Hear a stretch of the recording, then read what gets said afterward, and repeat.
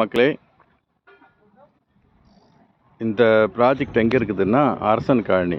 நம்ம ஒட்டியாம்பாக்கம் போகிற மெயின் ரோட்லேருந்து பார்த்தீங்கன்னா ஒரு 250 மீட்டரில் வந்துடும். அந்த காரணை போகிற ரோட்லேருந்து பார்த்தீங்கன்னா உங்களுக்கு 700 மீட்டரில் இந்த பிளாட் வந்துடுங்க.